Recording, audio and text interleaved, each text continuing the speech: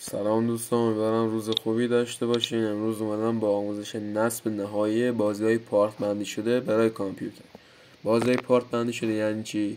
یعنی اینکه یک بازی مثل جی تی آی وی خیلی سنگینه و به چند تا پارت تقسیم شده.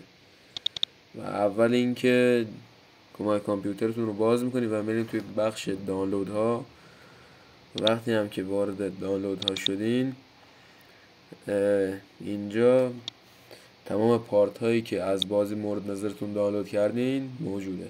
حالا به همون فرض مثال همون جی تی آی وی که چند روز پیش آموزش رو گذاشتم توی کانال. خب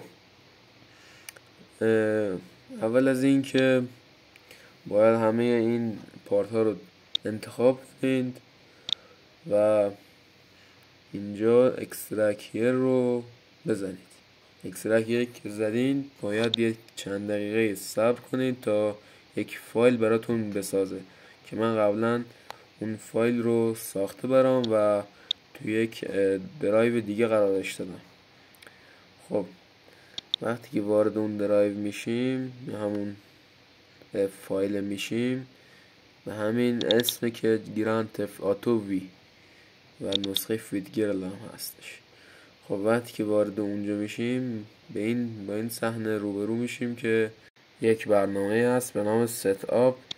کلیک راست میکنیم و گزینه راناس ادمیناتور رو میزنیم و وقتی هم که زدیم اول اینجا باید گزینه زبان رو انتخاب کنیم که انگلیسی میزنیمش و اینجا هم که نکست رو میزنیم و وارد دیگه مرحله نصب میشیم و اینجا هم که شرایط و اطلاعات بازی زده.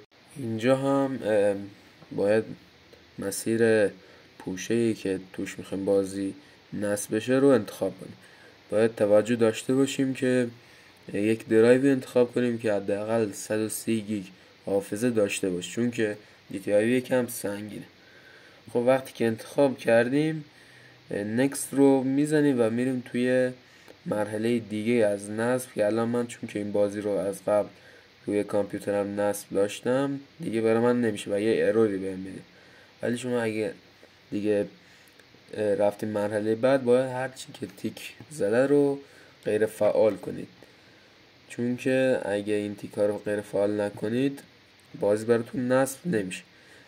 وقتی هم که تیکا رو غیر فعال کردین میزنین روی گزینه اینستال و باید یه 4-5 ساعت صبر کنین که بازی براتون نصب شه. ولی خب بستگی به سیستمتون داره. این سیستمتون اگه قوی باشه 3-4 ساعت نصب میشه، ولی اگه سیستم یکم کندی دارین شاید به 7-8 ساعت هم کشیده بشه.